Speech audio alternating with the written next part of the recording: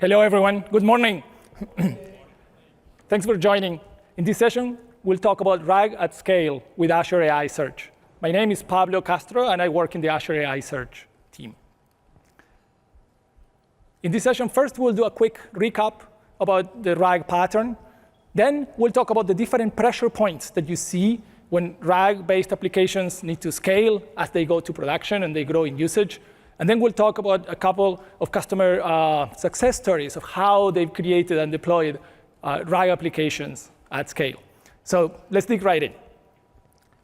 First, let's recap on why are we talking about RAG. If you step back a little bit, the key question is, how do we combine the power of language models with our own data? This could be the data in our organization, the data that is part of our application, or any other private data that you want to combine with the models to serve an experience for your end users. Sometimes this could be as easy as doing some prompt engineering work, where you can combine your data with your prompts, and you can be done real quick. And if that works for you, that's probably the fastest way to get going. Sometimes what you need is to teach the model about jargon for a particular domain or about certain ways to interact with the user or with the formats of inputs and outputs and so on. And for that, fine-tuning can be a good solution. However, if what you want is your models to learn new facts, the information, say, policy about your company, information about your customers, background maybe about product manuals, or anything else where you want hard facts to be known to the model, the leading pattern right now is retrieval augmented generation, or RAG. The core idea of RAG is that you have a separation between a language model, which represents your reasoning engine, and your knowledge base, which represents what you want the model to know about, effectively the grounding information for the model. Now, in this context, what you do is you have an orchestrator that mediates interaction between your application, the language model, and the retrieval system. While in practice these things can get complicated, the basic idea is pretty straightforward. If you think about this workflow, maybe you have a chat history, if you have a chat-style application, where on the next turn, what you can do is you can take the conversation so far and the last question that the user may be asked, create a search request out of that helps you find the relevant information to be used to answer that question. Issue a search against your knowledge base, your retrieval system, get the pieces of information that are needed to answer it, and then call the language model with your prompt and this grounding information and ask it to answer the question based on this information you found in your knowledge base. That's the central workflow of RAG. Of course, there are many techniques about kind of complicated workflows. Sometimes you have to do more than one iteration or call different tools. But the essence of it is this flow or interaction between the knowledge base and the language model. Now, this knowledge base has to contain all the data that matters in the context of your application. That means that often you create these retrieval systems out of data from multiple places. In some cases, the data will be kind of created directly in your retrieval system. But our experience is that very often you have one or more systems where you master the data, and then you have to process this data, prepare it, so that it's well suited for this particular scenario, the kind of retrieval augmented generation type pattern. Typical things you do, for example, is if you have text, you'll chunk it up in passages that are of reasonable size. People often use vector representations, like embeddings, so that then you can do similarity search, that is kind of semantic search, and not just keyword overlap or a combination of both. So you vectorize your data, and then you put all of this in your retrieval system. Now, we've been doing this together with customers for well over a year now, or maybe a year and a half. I mean, it's all a blur at this point. But we've learned a lot out of working together with customers on creating these applications. At first, as an exploratory effort all together. And 2024 has been the year where we see all these applications go to production. So now, not only we learned about the patterns, but we've been learning about how do we scale these applications to meet the demands of your users.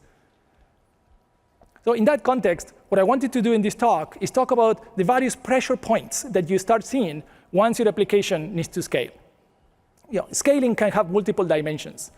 Typically, what we see is more data volume and diversity. This happens typically when the application is successful. You build the application, put it in front of your users. If your users love it, first reaction is, let's put everything we have in this thing. And that sounds great for everyone else, but we have to then, as developers, we have to go deal with the excitement. So second, people ask more complicated questions, and the fact that this technology feels like magic cuts both ways. On one hand, people are like, whoa, look at this question I just got answered. But then they ask the next question and it doesn't work, and it's really disappointing. So you do get, you see a growth in the kind of sophistication of the workflows that you use. And then finally, you just get more usage. If people love the app, they use it more. So let's talk about some specific points. So first, what we see is workflows get more sophisticated, and of course, just call rate overall gets higher. So you have to deal with that. Second, you get a higher call rate on your language model, and this kind of manifests in a couple of cases. During interactions with the user, the question is, how many tokens per minute can you burn through your language model, how much you have provisioned, and so on. And if you're computing embeddings, very common for semantic search, then how fast can you kind of compute embeddings when you're indexing or searching? And then, as I mentioned, you have a larger volume of data, larger volumes of query, and often more requirements on retrieval quality that directly push on the retrieval system. And then finally, you tend to see the more successful your application is, you see more types of data, more data sources, all that need to be integrated into one place. Now, in this session, I'm going to focus on the retrieval systems aspect of it, and how do you power these applications with your own knowledge. But for background, I do want to mention, there is this significant other part of this, which is scaling the LLMs themselves. So a few things to think about are, first, ultimately, the scale of the language models, once they are deployed, have to do with how fast can you create completions. So you have to look at things like how much tokens per minute you have provisioned. And you have to consider things like, for sophisticated scenarios, you'll want GPT-4o, the best and latest that we have. But in many other cases, maybe you can use smaller and faster models, like small language models like Phi, or maybe 3.5 Turbo in some cases. We also offer this in different ways. Like you can do kind of pay-go, or you can go kind of pre-provisioned with PTUs. And there is, in general, a good amount of kind of options for you to choose from, depending on what are your scalability requirements and how incremental your growth curve is going to look like. I included here a few sessions here at Build that will dig into this in more detail. Now, for the retrieval portion of this, I'm going to center the attention of this talk in Azure AI Search. Azure AI Search is the retrieval system for the Azure platform. It combines a full, rich vector database system that can serve all the needs that you may need from the vector database perspective, including indexing, searching at high performance, scaling, and everything else you might need for this type of workload. And that is combined with seamless integration with the entire Azure platform, so that you don't have to move data around when you have to index it. The search system will take care of indexing for you, and it will coordinate with the models in the model catalog. And generally speaking, will make it so that you don't have to write integration code. We'll take care of that for you. We also build this on an enterprise-ready foundation, from encryption to network security to extensive certifications. This is a platform that is ready for all the business, including highly regulated industries that need a high level of certifications. And of course, all of this is combined with our state-of-the-art search technology. We put in Azure AI Search our decades of experience in search across all of Microsoft, from Bing to Office to Azure. So this is not just about one individual search technology, like maybe vectors or keywords, but it's about combining the state-of-the-art in information retrieval to give you the best retrieval system for your application. So with that backdrop, let's dig into what does it look like to scale in multiple dimensions. First aspect, and the first thing you tend to hit is, well, people are loving the app, and now I'm being asked to put a lot of data in it. We want to make it so that it's easy and cost-effective to build from the smaller to the largest database, vector database or retrieval systems out there. So first thing I'm happy to announce is that we've been working hard on significantly increasing the vector and overall storage capacity for Azure AI Search. We're doing this by increasing the limits for vectors and service sizes across our offering. And most importantly, we're doing this without changing the cost. So what that means is you get anywhere to up to 12 times the vector density in one of these services at the same price you were paying before. This helps across the spectrum. For small applications, it means that you can get an application up and running with a much lower tier of Azure AI Search. So you get the same functionality in a less expensive package. And in the high end, it means that the limits are so high that you don't need to worry about whether your application will be able to scale for a particular scenario. And across this spectrum of scale, we'll do all of this while maintaining all the functionality we talked about regarding being a state-of-the-art retrieval system. Some specific details, again, up to 12 times the vector density, up to 6 times the total storage that we allow these indexes to use. And we've added compute to this so that you still get the same great performance that you can expect from this service. And this applies to all services you create moving forward. Now, just to give you a sense, I'm not going to drain this slide, but to give you a sense of the increases we're making, we've been rolling this out in a couple of stages. Some of these improvements are out, some we're announcing right now.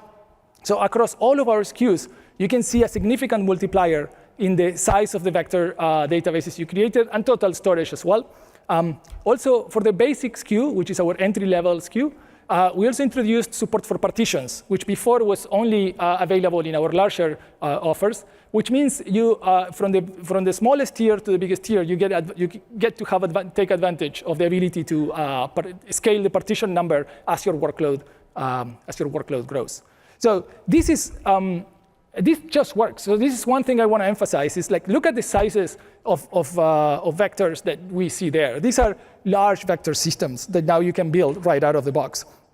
Let me show you just in the portal, give you a sense of how easy it is to create one of these. So if you go to the Azure portal and go to Azure Search, so all new services have these new capacities. So when you create a new service, if you go to change pricing tier, you'll see here updated all the new limits for how big you can go with this kind of new configuration. And you can start with single partitions and then grow partition counts over time. So you don't need to commit to the whole kind of limit that your application may go to on day one. You can start with a narrower system and then let it grow over time. Now, how big these things can be? So it's interesting that maybe a little bit ago, it was common to say, let's benchmark something very, very big as an experiment, because no one is going to need something like this. So we would say, let's make a billion vector index. And it was a whole thing to make one. So now, in Azure AI Search, you can just walk to Azure, provision one of these things, and create indexes that are at the billion scale by just provisioning a service and writing a quick program or using an indexer to index your data. So I did this before, and I have this service, and I loaded into it 1.4 billion vectors. This is a kind of a well-known data set, space V1b, that has a billion vectors in it. And the thing is, not only you can load it, but performance is interactive. You get very good results out of it. And to give you a better sense of this, let me show you this in action. So let's switch to query view. Let's write a quick query for this. So first, I'm going to write just a filter query. So I'm going to ask it to give us the count, so we know how many matched. And then I'm going to write a single filter. I have a field called high C, which is like a kind of high cardinality filter. First, I'm going to say less than 0. There are none that are less than 0. So I'm going to click search. I'm going to need you to kind of embrace your inner nerd. This is not going to be at the matrix moment. It's just some JSON is going to come back. But remember, it's 1.4 billion documents or vectors that are in this thing. And you can see that querying for one edge of the spectrum is instantaneous. And let's put a number where there are some on the other side. And then, querying for whatever matches the other side, in this case, like a whole bunch of them matched, was instantaneous as well. Actually, we can do the other way, greater than, and we can see that we'll match a much smaller account number. Like in this case, it's just 140,000. But this is kind of interactive performance on very large vector systems. Now let's actually do a vector query, because these are just filter queries. And of course, you can combine vectors and filters. But this gives you an opportunity to show you what formulating a vector query looks like. And of course, most of the time you'll do this in your application code, but I thought I would show you directly in Azure Portal. What does it look like to formulate one of these queries? So I'm going to say vector queries, and I'm going to have just one of them. You can have multiple. And my vector query is going to be of kind vector. I'll explain the other types later. And I'm going to say I want the 5 closest or approximate closest neighbors to my query vector. And the field I want to target is called vector, not very creative. And finally, the vector itself. So remember, if you have a vector database, your query is also a vector. So I'm not going to type this part. It will be extremely boring. So I have a vector here. So let's do that. And now I'm going to hit search. And so that response went through 1.4 billion documents and found the 5 closest neighbors, approximately. So this is the type of performance you can expect from Azure AI Search at any scale. All right, let's get back here. Whoops, not here.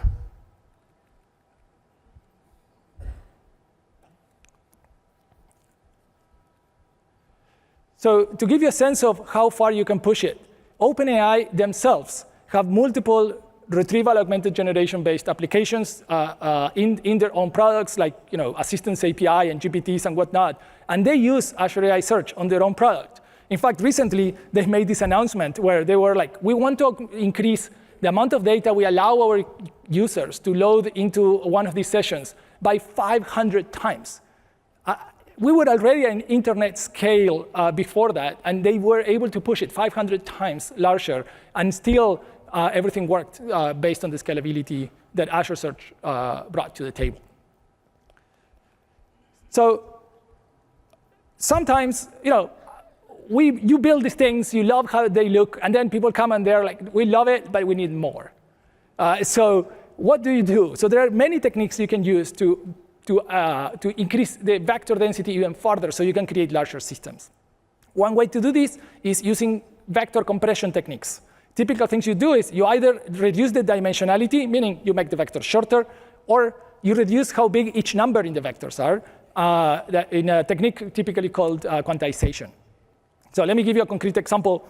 The simplest form of quantization is called scalar quantization. And let's say you want to go from the typical default vector size that most of these models return, which is a 32-bit float, and you want to reduce it to an int 8. So that's a 4x reduction in the size of the vector because each number takes 1/4. So just to give you an intuition of what you would do in this case is floats have a wide range, but the actual numbers in the vectors often take just a small subset of the range. So you can sample the data or offline experiment on this and find what are the minimum and the maximum of that, or at least maybe the 99th percent each way.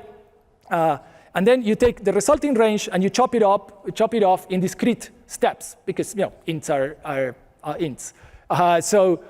Now you have an approximation of the original range. Of course, this is a lossy process, but you have an approximation of the original numeric values that are 1/4 the size. So this works surprisingly well. It's very common to go through this and retain high 90s% of the original precision, and there are also techniques to bring the difference even closer if you need to. Now, sometimes even this is not enough, so there's more you can do. And this is a good example where sometimes people bring up these ideas and you go like, come on, like 1 bit, like we're gonna do 1 bit encoding. So turns out that it works. So here's what you do. You take all your vectors, and for each of the dimensions, you look at the range, and you choose a midpoint. In fact, very often the midpoint is 0, but it doesn't have to be. And then from the midpoint, if it is at or above the midpoint, it's a 1. If it is below, it's a 0. So if you had a float 32 vector where each dimension was a float 32 number, you bring it down to 1 bit. There was a 0 or a 1. So now you have a 32-bit array instead of a 32 instead of a float 32 per dimension. So in principle, that's a 32x reduction. Of course, once you compress this much, other overheads start to show up. But we're talking 22, 25 times the density that we started with, which, remember, we already had increased by 12. So these two things actually multiply. So you would think, well, is this does this actually work? Turns out that it works. Our own experiments, but also third-party experiments, show that this works well. For example, Cohere, which is a company that creates models, and many of them oriented towards RAG scenarios, did this experiment where they started with full precision floats, and they took it down to binary floats, bit vectors, and they see that bit vectors retain almost 95% of the quality of the original vectors. So the trade-off is material. Yes, you give up some precision, but we're talking tens of times the density. So it gives you more options for how to navigate this space. So because this is so interesting, we're introducing a support for a whole set of narrow types in Azure AI Search when you're using vectors. Of course, we support float32, but also we support narrow floating point and integer numbers, including int8, which is the one I just talked about. And we also support packed binary, where you do bit vectors. But of course, in order to increase the density, the way we treat bit vectors is each byte captures eight of the dimensions of the original vector. Now, when you want to use this, you have a couple of options. One is you can write your own quantization code client-side when you're indexing, or you can use our Azure Search integrated vectorization support with an embedding model that supports creating this, or an embedding API that supports creating these types of narrower vectors directly.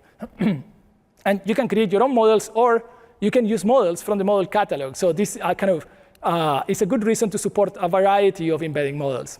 So I'm excited to also announce that we now support, right out of the box, the model catalog in AI Studio for embeddings. So that means you can just grab an embedding from the model catalog, tell Azure AI Search to use it, both during indexing and during queries, and we will take care of all the mechanics of it for you. And this works both at full precision and also for models that support narrower types. It works at narrow types as well. Let me show you a couple of these things in action.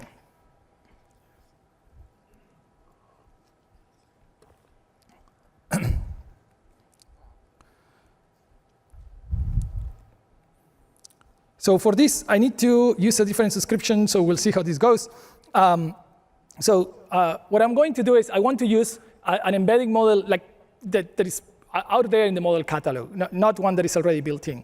So I'm going to go to AI Studio. And in AI Studio, what I want to look for is in the model catalog, what embedding models do we have that can do embeddings? So I'm going to go to the catalog, go to inference tasks, filter for embeddings. And you can see I have several options. For example, I'm going to pick Cohere, Embed v3, English. And you can see here the model card and whatnot.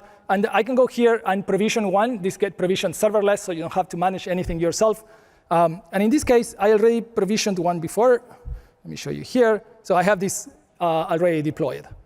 So now, what I can do in Azure AI Search is use integrated vectorization to carry this process end to end, from connecting to the data source, to chunking the text, to using this embedding model to creating an index. So let's do that. So start by choosing a data source. I'm going to use blob storage. Let's find the storage account. Use this one. And then which container. I have the Contoso Outdoors manuals here. Let's do next. And then, of course, we support OpenAI embeddings right out of the box. And in many cases, it's the right answer. But in this case, I want to say I want to use models from the catalog. And here, let me look for my AI Studio project. And then within the project, I can see which embedding models I already have deployed. In this case, I'm going to choose this one. And because this one supports different types, I'm going to drop this down and say I want int8 for the numeric type. And I'm going to acknowledge that this is going to cost me money and work through that. Default name sounds good. And I'm going to say create. When I say create, what's going to happen is now Azure Search looked at my data, looked at my model, and it's going to go create an index that is of the right schema, connect to the data source, and start the indexing process to chunk up all the data, prepare it, and create a vector index out of it. Now, this can take a minute. So I did one of these before. So this is the one we just created. But let's try this one. It looks identical. So first of all, you can see we generated a few fields for the original text chunk, the title where we put the file name, and the actual vector for it. And you can search right away. So let me search something and then explain what's going on. So I'm going to say, how do I fire up the stove? Remember, this is like a camping products catalog. And so what's happening here is, so I'm looking through all the products in the catalog, and if I look at the results, you can see first result contains the chunk that you would feed to the language model to produce an answer, and you can see it talks about how to start one of these stoves. You can also see the vector. Sometimes you don't even want the vector to be returned, so you can select what fields you want back. So note that this worked across just out of the box. But I said before that if it is a vector database, you query it with a vector. So you can do that, and if you want to control the whole process, you can just embed your content, your query, compute a vector, and then use the vector as your query, like I used in the previous example. But if you set up an automatic vectorizer, like the integrated vectorization wizard did for me, then you can also let us do all the work. So that's why I was able to query this as text. In part, it's because I'm using hybrid, so keyword search and vector search at once. But in part, let me show you what the query looks like. In part, it's because this vector query, instead of saying kind vector, is kind text, which means the query pipeline will take the text that you're sending us here and use the same embedding model you used during indexing at query time to convert this into a vector and then run the query. So this means your application code doesn't need to know all of this, and you get nice separation between how the retrieval system deals with retrieval concerns from how the rest of the application does everything else it needs to do.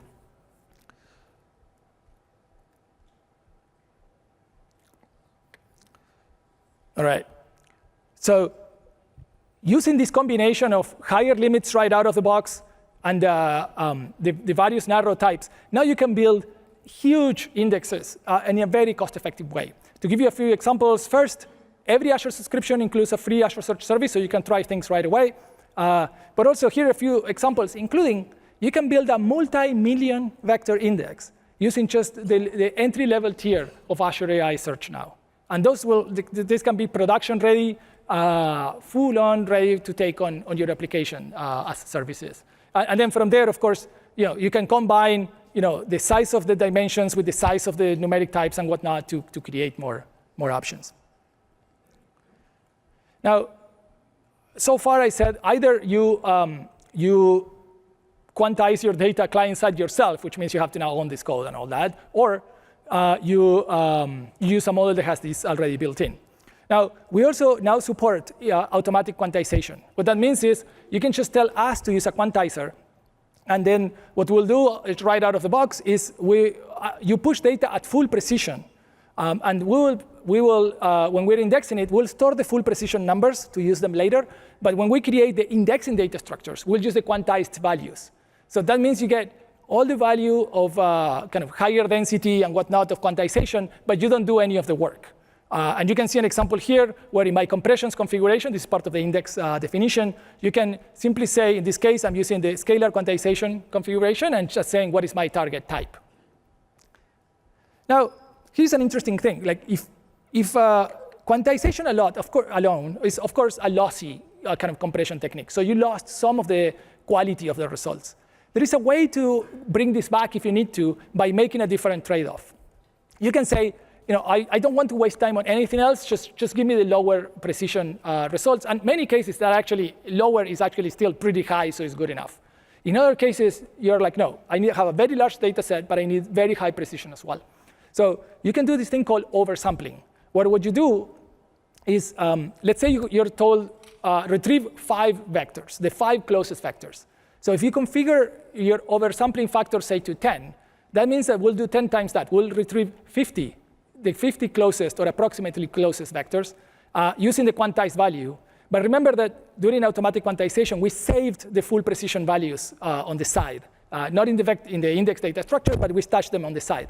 So that means that now we can take those top 50 and re-rank them using full precision vectors and then give you that result, the top 5 of that result. So yes, it's one more step, and it can make a difference in latency a little bit. But now you recover a significant part of the kind of accuracy trade-off that you made before. So again, you don't have to do any of these. All you need to do is in Azure Search just say re-rank with original vectors, and then give us a default oversampling rate, and we'll take care of everything for you. And in fact, you can change these without changing your application code. That means that this is policy that you can manage to dial the latency and quality trade-off without having to change your application code in any other way. So this also works right out of the box. So far, we've talked about scaling for larger vector systems, or in general, larger retrieval systems. Let's now talk about dealing with more data sources and more data types. First thing that I'm very excited to share today is this is one of very popular asks from all of the users of Azure AI Search, which is bring us integration with OneLake. All of our business critical data is going to OneLake, and we need to pull that data directly into search indexes without having to move it around or anything. So this is now available today. You can use it today. And what it'll do is you can take Azure AI Search, and just like before I pointed at blob storage, and we also support the same way SQLDB, Cosmos DB, and other data sources, you can now also point at your OneLake and index directly from there. Now, an interesting side effect of this is we work together with the OneLake team to make sure shortcuts work. So shortcuts are this capability of OneLake to link to other data repositories out there. So if your data is in, say, an Amazon S3 bucket or in Google Cloud's blob storage, you can create a shortcut to it in your OneLake, and Azure AI Search will traverse the shortcut and index from the source. That means that you can leave your data in, say, in S3. As the data changes, the indexes will pick up the changes automatically and maintain your index, mirroring the original data. And more importantly, all the capabilities I talked about regarding integrated vectorization, where we do the process end-to-end for you, not just the first time, but also incrementally, they all work, and they all compose with OneLake. So this gives you one dimension of size, which is I have an enormous amount of data in a different data source, OneLake, and that, or in another cloud, and now you can access that data directly. Another dimension of change regarding the nature of data is the data type. Last year, we announced integrated vectorization end-to-end for text-style data sources, including unpacking documents that have text no matter the format, whether they're PDFs or Office documents or whatnot. We now support end-to-end vectorization for multimedia scenarios, where you have text or images or text and images in one or more of these of your data sources. That means right out of the box, we'll deal with unpacking this content, extracting, interacting with the data source, both for initial indexing and for tracking changes incrementally. We'll deal with the file formats again. For text, we'll do chunking. And then both text and images will take care of vectorization for you, and we'll land it in the search index. And then at query time, you can query with text, or you can actually query with an image. Like your actual query can be just a JPEG or a PNG, just a picture. And we'll deal with that as well. We'll vectorize that and query it, or you can jump back and forth between media types. So let me show you these two things in action combined.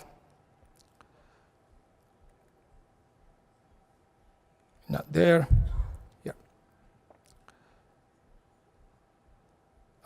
So let me take my demo service here. And what I'll do is I have my OneLake. And in this OneLake, what I have is, of course, this is for the unstructured portion of OneLake.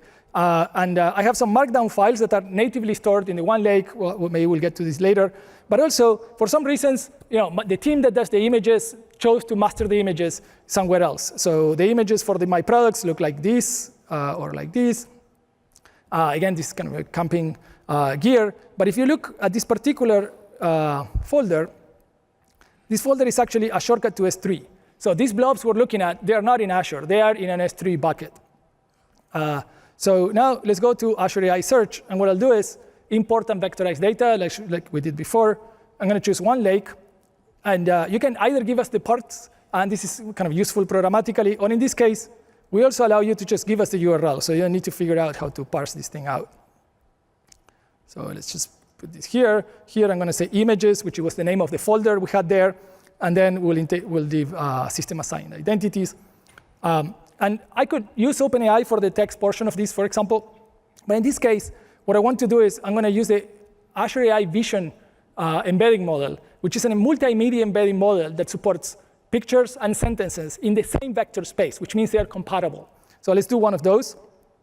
And let's select my account for AI Vision. And yes, still OK with spending money on this. And so also I'm going to say vectorize images as you see them go through. And again, in this case, I'm going to choose the AI vision vectorization. Same instance. And yes again. We'll let it run once. Let's call this maybe media demo. Click create. So again, similar process as before, except this time we chose a data lake as a data source. And also the data lake had links or shortcuts to S3. And we're using a multimedia vector embedding. So all of that now will kind of go together. And let me actually close this and show you this running. So this is in process now, which means it's like going through this indexing process. And let's go inside. We'll give it a second to see when, oh, there. So now it completed with a small data set. So now I have a vector index and actually a multimedia index ready to go. So if I go here, that's not the index I just created, sorry. This is. And I just search empty just to show you the shape of the data. You can see that in this case, there was no text because I pointed it at a thing with pure images. But you can see all my kind of image vectors created. So once I have this, how do I use it? Well, let me show you a little bit of code for this. So I call this index media demo. So let's use that one. So what I'll do is I'm going to use my identity to log in so I don't have to deal with keys or anything. I'm going to also get an authorization token so I can get the pictures directly from one lake. And then here's the first search I want to try. So when you want to search, you can search with the vector, as I said before, or with different media types. In this case, I want to say what I have is text. Can I search with text? Remember, there was no text in the data source, and there is no text in the search index. So I'm going to search for cooking. So what this will do is run the kind of the vector query, give us some results, and then it'll fetch the image of the kind of the first one. So it'll take a second to fetch the image. So it seems to have understood cooking, and I can do the same thing. Let's change this to sleep. Whoops. Sleeping, and again, we'll get the results, fetch a picture. So this is a very reasonable interaction between a system that is pure images, but their embeddings are mapped into this kind of richer vector space. And of course, you can also query with pictures. So for example, here I have a picture of some random backpack I had at home. So what I'll do is, this is in kind of query path here. So what I'll do here is, I'm going to just use a vectorized image query. So again, I'm not computing the vector. What I'm doing is, I'm reading the file, base64 encoding it, and that's my query. So I'm going to run this. And even though the difference between these two things are significant, you get the semantics of the two are the same. So it was understood. I got the best result. Of course, I had 10 items here. This takes more work when you have an actual data set. But I wanted to give you a sense of the power of multimedia scenarios and the deep sense of integration that we now have on the table, where just in 1 minute, I connected Azure with S3, with one lake, with a vector model, and then I queried using multimedia types on top of all of that. So finally, I wanted to talk a little bit about some of the other fundamentals of retrieval augmented generation that are particularly important at scale. So first, the more data you have, the more critical the quality of the retrieval system becomes. Because if you have millions and millions of candidates of grounding, pieces of grounding information for an answer, it becomes much more challenging to get to the right ones for any one question or answer. And remember, like the quality of the answers for a generative AI application using RAG is tied directly to the quality of the results that the retrieval system produces. So in Azure AI Search, this is an area where we've worked extensively to make it easy to get the best results out there by not just committing to a single technology like keyword search or vector search or anything else. Our goal is to solve your retrieval problem. So things we do right out of the box is, for example, you can do hybrid retrieval, where you combine vector search and keyword search in a single search. You don't need to orchestrate this. We'll do it for you if you enable it. And you get the strengths of vector search, like, for example, soft similarity and robustness to kind of lexical noise in questions or answers. But you get the best of keyword search, like the ability to look up product names or SKU numbers or zip codes or things like that. Now, that certainly improves the results, but you can do better. The most sophisticated search engines out there usually do this two-phase retrieval process, where first phase, often called L1, has to do with get the best recall possible, and hybrid and vector search do a great job at that.